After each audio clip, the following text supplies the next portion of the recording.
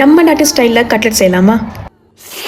ஸ்ரீலங்காவில் கட்லெட் பிடிக்காதுன்னு சொல்கிறவங்க யாரும் இருக்க மாட்டாங்க. ஏன்னா இது ஸ்ரீலங்காவோட சிக்னேச்சர் டிஷ். சிம்பிளான ஸ்நாக்கும் கூட, அதோட சின்னவங்கலேருந்து பெரியவங்க மட்டும் எல்லாரும் விரும்பி சாப்பிடுவாங்க. நீங்கள் இதை பிரெட்டோட வச்சு ட்ரை பண்ணீங்கன்னு சொன்னால் டேஸ்ட் அல்டிமேட்டாக இருக்கும். தேவையான பொருள் என்னன்னு பார்த்தா மெயின் வந்து கிழங்கு. நான் இங்கே 2-3 கிழங்கு மட்டும் எடுத்துருக்கிறேன். அதோட ஒரு முட்டை, வெங்காயம், தக்காளி, பச்சை கொச்சிக்காய், நீங்க கருகப்பள்ளி இல்லைனா புதினா போட்டுக்கலாம்.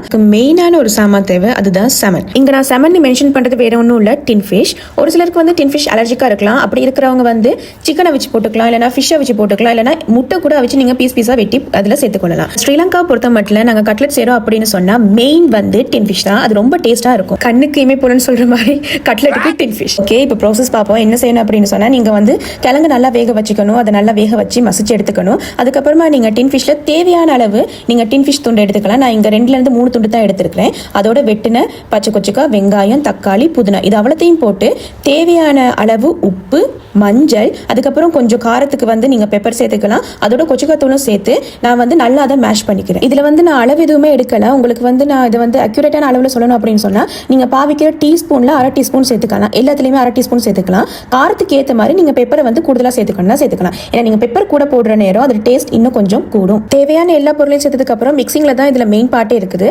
அதே நேரத்தில் கொஞ்சம் கிரன்ச்சியா இருக்கணும் அப்படின்றதுக்காக பிரெட் கிரம்ஸ் நாங்க சேர்த்துக்கொள்ளணும். பிரெட் கிரம்ஸ் வந்து உங்களுக்கு பொரிக்கிறதுக்கும் தேவைப்படும். அதே நேரத்தில் மிக்சிங்க்கும் நீங்க போட்டீங்கன்னு சொன்னா இன்னும் கொஞ்சம் டேஸ்ட்டை அதிகமாக்கி கொடுக்கும். எல்லாமே சேர்த்ததுக்கு அப்புறமா நீங்க கையால இதை நல்லா வந்து மிக்ஸ் பண்ணி விடணும். இப்போ நான் கிளவுஸ் யூஸ் பண்றதுக்கான காரணம் வந்து செமண்ட ஒரு ஸ்மெல் இருக்கும், அது எனக்கு பிடிக்காது. அதனால தான் நான் கிளவ் யூஸ் பண்ணி நான் செய்யறேன். அப்படி இல்லைன்னா நீங்க கையாலே வந்து நீங்க நல்லா பிணையலாம். நீங்க நல்லா பிணையிற நேரம் அதுல இருக்கிற உப்பா இருக்கட்டும், மஞ்சள், கொச்சிக்காய் எல்லாமே வந்து ஒன்னா சேரணும். அப்படி சேர்ந்தா தான் அதோட டேஸ்ட் வந்து இன்னும் நல்லா இருக்கும். நீங்க அதை மேஷ் பண்ணி முடிச்சதுக்கு அப்புறமா எல்லாம் மிக்ஸ் பண்ணணும். ஒரு கெட்டி பதம், அதாவது ஒரு உருண்டை பிடிக்கிற மாதிரி ஒரு பதத்துக்கு வரும். அப்படி வர நேரம் நீங்க சின்ன சின்ன பால்ஸா வந்து பிடிச்சி ஒரு சைட்ல எடுத்து வச்சிருங்க. அதுக்கப்புறமா நீங்க செய்ய வேண்டியது கோட்டிங் போடுறது. இதுக்கு நமக்கு பிரெட் கிரம்ஸும் முட்டையும் தேவைப்படும். ஏன்னா நாங்க முட்டையில டிப் பண்ணதுக்கு அப்புறமா கிரம்ஸ்ல போட்டு நாங்க கோட்டிங் பண்ணி பொரிக்கிறதுக்கு எடுத்து வைக்க போறோம். கோட்டிங் பண்றது வந்து மெயின் ப்ராசஸ். ஏன்னு சொன்னா, நீங்க முட்டையில சரியான முறையில் அதை பரட்டி நீங்க வந்து பிரெட் கிரம்ஸ்ல போட்டு எடுக்கணும். அப்படி இல்லைன்னு சொன்னா நீங்க பொரிக்கிற நேரம் சில நேரங்கள்ல வந்து கட்லெட் வெடிக்கிறதுக்கான சான்சஸ் இருக்கும். செய்யறது வந்து செகண்ட் டைம் செய்யணும். ஃபர்ஸ்ட் டைம் நீங்க போட்டு 1 டைம் செஞ்சதுக்கு அப்புறமா செகண்ட் டைமும் நீங்க முட்டையில போட்டு செகண்ட் கோட்டிங் போடணும். அப்ப அதோட லேயர் வந்து கொஞ்சம் டைட்டா பிடிப்படும். எல்லாத்தையும் செஞ்சு முடிச்சதுக்கு அப்புறமா நீங்க பேன் வச்சு ஆயில் போட்டு பொரிக்கத்தான் இருக்கு. பொரிக்கிற நேரம் நீங்க 2 விஷயம் கவனிக்கணும். ஒன்னு, நீங்க வந்து அடுப்பை சிம்ல வச்சு பொரிக்கணும்.